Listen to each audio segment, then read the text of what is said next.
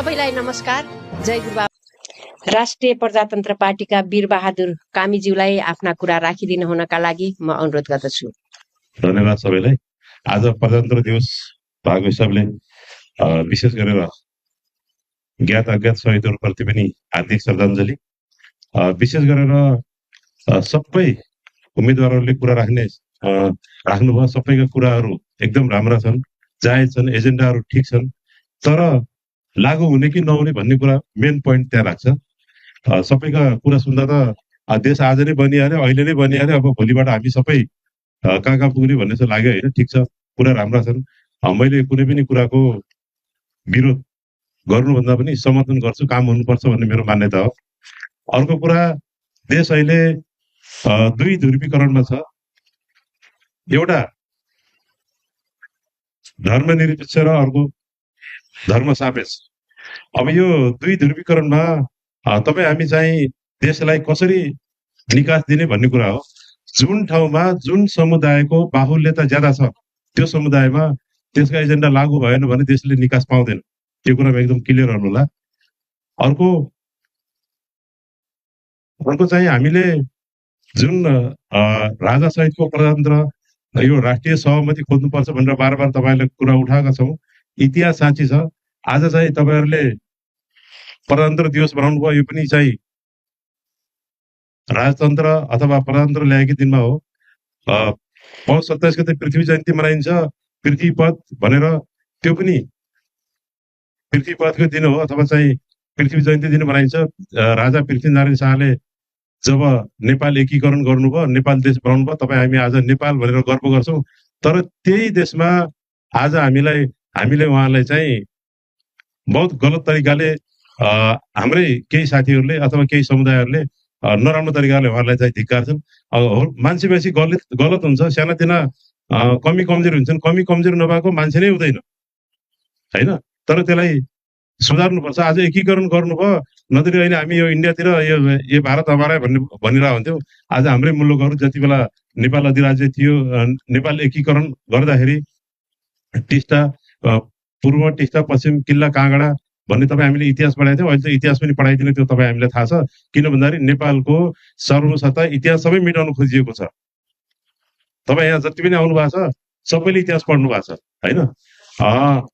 मैले यो घोषणा पत्र पनि मैले यो पत्र चाहिँ बनाएको छु, यो तपाईँहरू सबै हातमा छ। मैले यहाँ 3 थरीका एजेन्डाहरू राखेको छु। एउटा राष्ट्रिय प्रजातन्त्र पार्टीको एजेन्डा बनाएको छ, एउटा बर्दियाको निर्वाचन क्षेत्र नम्बर 1 का एजेन्डा बनाएको छ, अर्को चाहिँ म वीरबहादुर कामी स्वयंले प्रस्तावित गर्ने, यदि चाहिँ म जितेर गएँ भने प्रस्ताव गर्ने एजेन्डा पनि भनेर राखेको छु। 3 थरी एजेन्डा मैले बाँडेको छु। अर्को चाहिँ यो हार्दिक अपिल म थोरै तपाईँलाई पढेर सुनाउँछु। अहिले मुलुक गम्भीर अवस्थामा छ। अन्यल र अनिश्चितताको वर्तमान अवस्थामा देशलाई धर्म, संस्कृति र राष्ट्रियता ठुलो सङ्कट पारेको छ। वैदेशिक हस्तक्षेप बढेको छ। आम सर्वसाधारणलाई देशै पो नरहने हो कि भन्ने ठुलो चिन्ता छ। इतिहास साक्षी छ।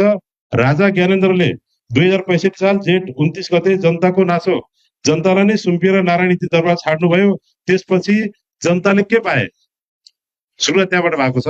त्यसपछि जनताले के पाए? स्थिरता हरायो, पहिचान हरायो, राष्ट्र दिशाविहीन बन्यो होइन। आज राजा बिनाको देश रानो बिनाको मौरी जस्तै भएको छ। यो कुनै व्यक्तिको कुरा होइन, यो हाम्रो पहिचान, संस्कार र स्वाभिमानको प्रश्न हो। आउनुहोस्, राष्ट्र जोगाउँ, पहिचान बचाउँ, राष्ट्र संस्था पुनःस्थापना गरौँ, वैदेशिक सनातन हिन्दू राष्ट्र कायम गरौँ। यो अभियानमा तपाईँ हामी एकताबद्ध हुन हार्दिक अपिल गर्दछु। अर्को मैले एउटा नारा राखेको छु, छोरी पढे देश बन्छ, छोरी बचे समाज बन्छ भन्ने यो पनि राखेको छु है। सबै पार्टी, धर्म, जाति, संस्कार र संस्कृतिको सम्मान गरौँ। मैले सबैलाई सम्मान गर्छु, तर त्यो व्यक्ति गलत होलान्, पार्टी कोही गलत छैन, कुनै धर्म गलत छैन, सबैको सम्मान गर्नुपर्छ भन्ने पनि राखेको छु। अर्को चाहिँ एउटा यो चुनावमा अगाडिका चुनावमा भएका कुराहरू यहाँ छोटोमा भनिदिनु होला, यहाँको समय सिद्धिएको जानकारी गराए। चुनावमा मासु भात र रक्सी र नोटहरूसँग बेचिएका भोटहरूले देशलाई आज गहिरो चोट पुर्याएका छन्। अब आउने चुनावमा नेपाल आमाको पीडा सम्झिँदै विवेक र स्वाभिमानको भोट राष्ट्रिय प्रजातन्त्र पार्टीको हल्लो चिन्हमा मतदान गर्नु भन्ने अपिल गरेको छु मैले। तपाईँहरूलाई सबैलाई धन्यवाद। यदि केही प्रश्न छ भने मसँग प्रश्न गर्नु होला, पछि प्रश्न उत्तर कार्यक्रम सुरु नै छ। धन्यवाद।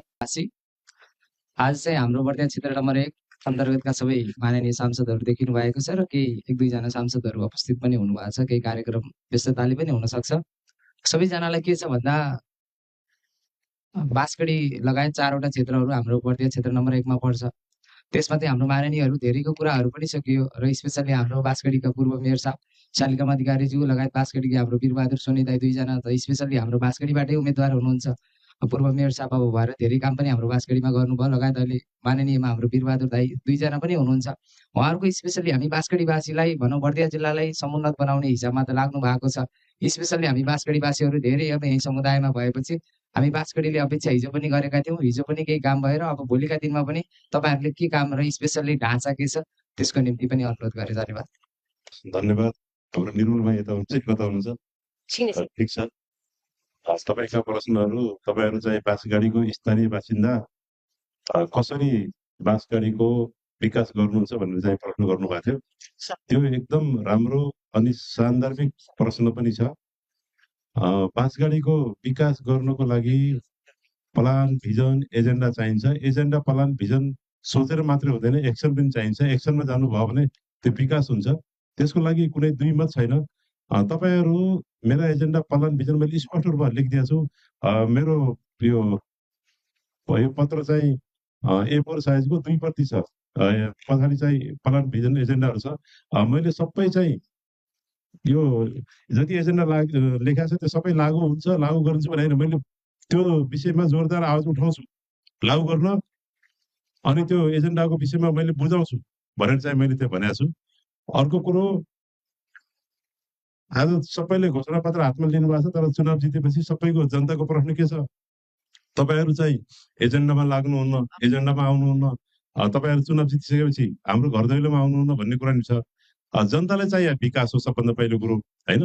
एजेन्डा चाहिँ तपाईँले आज जसका एजेन्डा छन्, घोषणापत्र छन्, ती एजेन्डा घोषणापत्र लगेर जो जित्छ, या 21 जनामध्ये 21 त जित्नुहुन्न, तर 1 जना जित्यो। 1 जना जित्ने मान्छेले तपाईँले बार बार घचघचाउनु पर्छ। त्यो जनताको दायित्व हो। फेरि जनताले घचघचाउनु भयो भने त्यो एजेन्डा लागू हुन्छ। होइन, तपाईँहरू पनि शुद्ध भयो, अरू पनि शुद्ध भयो भने त्यो एजेन्डा कहिले लागू हुन्न। बाँसगढीको लागि मसँग विभिन्न एजेन्डाहरू छन्। तपाईँहरू म धेरै समय लामो लाग्छ, होइन? धेरै समय तपाईँहरू सबै हात दिइसक्नु भएको छ। मेरो त्यो पम्पलेटमा नम्बरहरू पनि छ, या मसँग भिजिटिङ कार्डहरू पनि छ। सबै लग्नु होला। तपाईँहरू कुन ठाउँमा बोलाउनुहुन्छ, कहाँ बोलाउनुहुन्छ, तपाईँहरू समूहगत रूपमा मसँग छलफल गर्नुहोस्। म विभिन्न एजेन्डाहरू छ। मैले यहाँ विभिन्न फलफुल खेतीदेखि लिएर, कृषिदेखि लिएर, व्यापारदेखि लिएर मैले आफूले पनि गरेको छु। तपाईँहरूलाई पनि गराउने त्यही हो, होइन? अर्को कुरो, यहाँ विभिन्न शोषित, दलित, उत्पीडित भन्ने कुराहरू आइरहेछ। यो सबै भनेर चाहिँ एउटै हो। शोषितमा पनि दलितमा पनि सबै धनी छन्, गरिब छन्। सबैको एउटै अर्थ के हो भन्दाखेरि गरिबी रेखा मुनि रहेका जातिहरूको पहिचान गरेर उहाँहरूको लागि सुविधा कार्ड बनाउने भनेको छौँ। सुविधा कार्ड हामीले बनायो भने उहाँहरूले सम्पूर्ण सेवाहरू पाउनुहुन्छ, होइन? अब यो पहिचानको कुरामा हिजो थियो पहिचानवादी मुद्दा, अब चाहिँ पहिचानवादी मुद्दा लिएर यो राज्यलाई चाहिँ द्वन्द्वमा ल्याउने काम नगरौँ, होइन? यो पहिचानवादी मुद्दा सकिसकेको छ। आज दलितकै कुरा गर्नुहुन्छ भने दलितले चाहिँ कारमा चढ्ने दलित पनि छन्, तर चाहिँ त्यही भत्ताको लागि मरिहत्ते गर्छन्। महिनाको 1.5-2 लाख 5 लाख कमाउँछन्, तर त्यो भत्ता 12,000 रुपियाँ चाहियो भनेर मरिहत्ते गर्छन्।